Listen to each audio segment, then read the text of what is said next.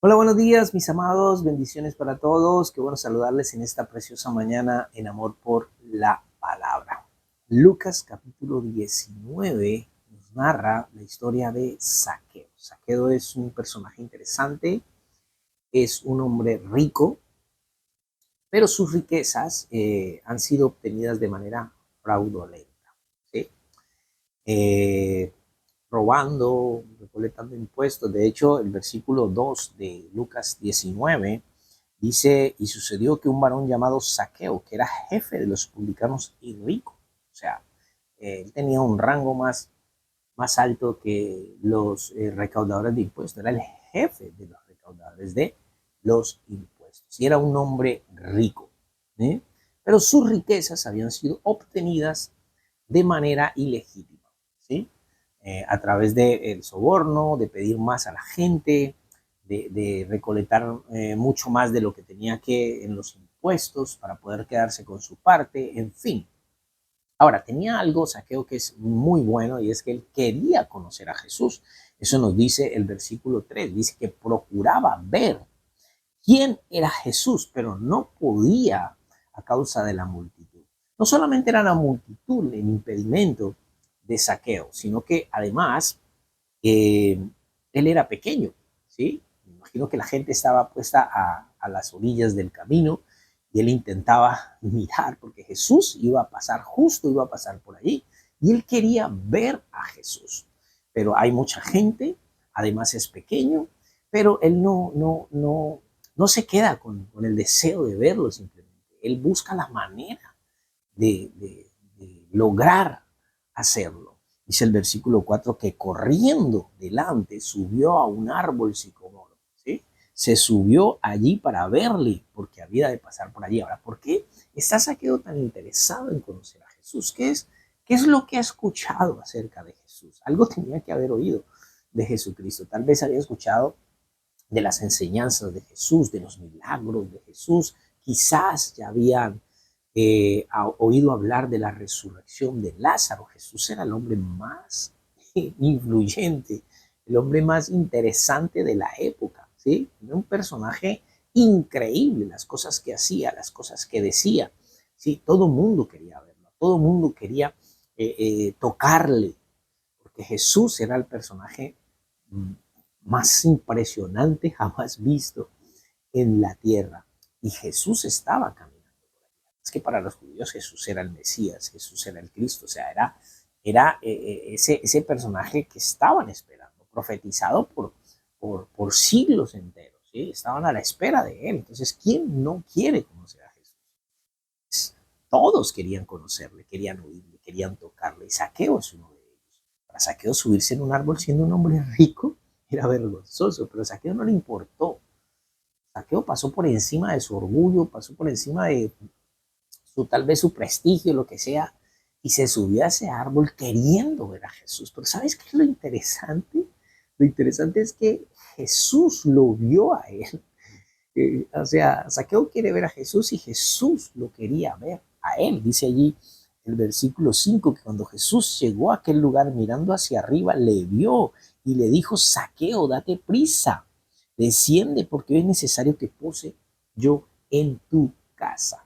Yo creo que Jesús lo había visto desde antes. A mí me gusta pensar que el Señor nos ha visto. Desde antes que nos convirtamos a Dios, Él ya nos ha visto. Él ya nos conoce, ¿sí? Y Saqueo está allí con ese deseo, con ese anhelo de ver a Jesús, y Jesús lo ve subido en el árbol y lo hace descender a prisa. Y dices, ¿sabes qué?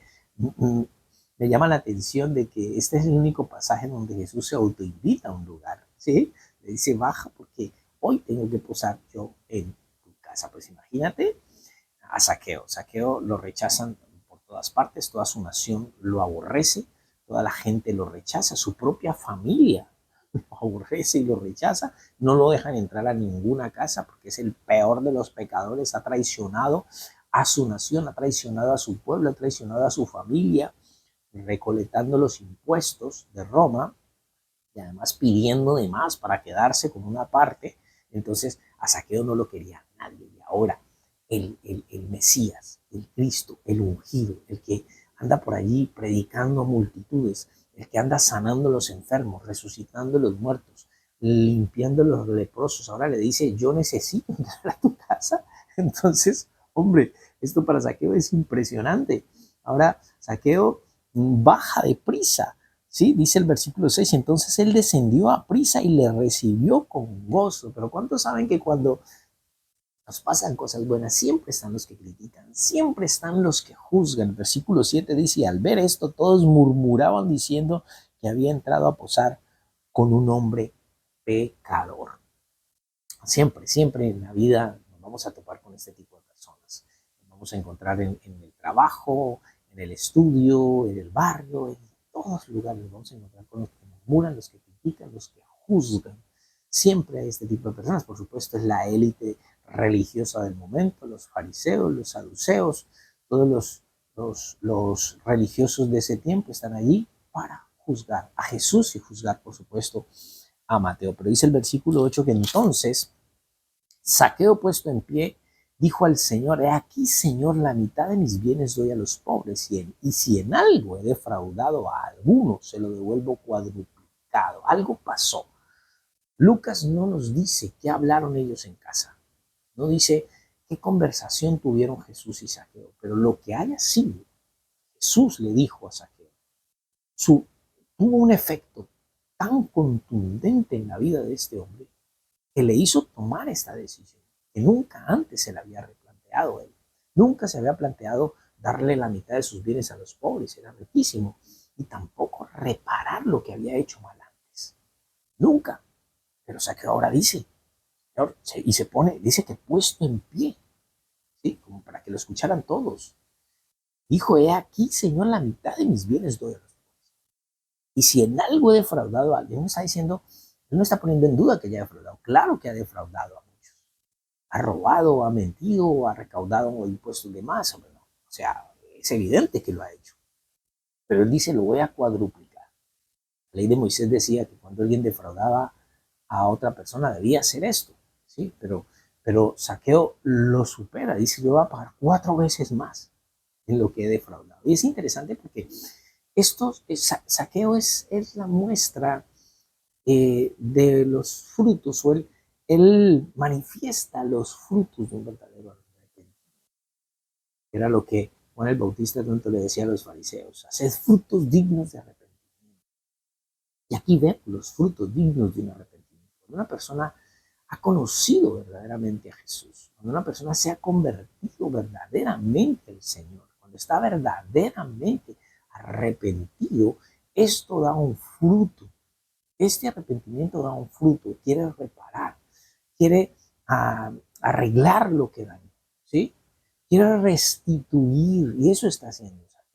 Yo conozco mucha gente que se convierte al Señor, o que dicen que se convierten en el Señor, pero han hecho tantas cosas malas, pero han defraudado tanta gente, pero han tomado dinero que no les pertenecía, y vienen al Señor con esto y no reparan a nadie, y no devuelven nada, y no dicen, mira, Señor, si yo he hecho esto. O sea, el arrepentimiento es eso, no es simplemente darme, como hacíamos en la iglesia tradicional, 3 golpes de pecho por mi culpa, por mi culpa, y ya está. Y arreglado el asunto, no se trata de eso. O sea, si verdaderamente nosotros nos hemos convertido al Señor, si verdaderamente nosotros nos hemos arrepentido, entonces reparamos lo que hicimos. Y esa es la muestra de un verdadero arrepentimiento. Y esa es la muestra de que nosotros estamos verdaderamente convertidos. Esa es la muestra de que en realidad hemos nacido. Y eso es súper interesante, me encanta esta parte. Y Jesús dice en versículo 9, Jesús le dijo, hoy ha venido la salvación a esta casa, por cuanto él también por cuanto él también es hijo de Abraham. O sea, estaba haciendo referencia a la fe. Zaqueo era un hombre de fe. Estaba viviendo una vida pecadora, era un hombre de fe. ¿Sí? Y el versículo 10 dice, porque el Hijo del Hombre vino a buscar y a salvar lo que se había perdido. Jesús es el ejemplo del pastor que tiene las 100 ovejas, pierde una, deja las 99 y va tras la que había perdido. Yo siempre he considerado una cosa, y es que la historia de la Biblia no es el hombre buscando a Dios. Es Dios buscando al hombre. Jesús vino a eso. Jesús vino a buscar y a salvar lo que se había perdido. Nosotros buscamos a Dios ahora, pero porque Él nos buscó antes. Pero no somos nosotros los que buscamos a Dios. Desde que Adán y Eva pecaron y se escondieron, Dios busca al hombre. Él siempre nos está buscando, todo el tiempo nos está buscando. Ya después nosotros empezamos, por supuesto, a buscarle, porque la Biblia nos dice buscarle mientras pueda ser hallado. Me buscaréis y me hallaréis, porque me buscaréis de todo corazón, dice la Biblia. ¿Sí? Pero siempre he considerado que la historia de las escrituras es esa, es Dios buscándonos a nosotros. Mis amados, quería compartir esta pequeña reflexión con ustedes, que espero les bendiga en este precioso día y que tengamos en cuenta que nuestro corazón debe de manifestar frutos de un verdadero arrepentimiento. Un abrazo para todos. Bendiciones.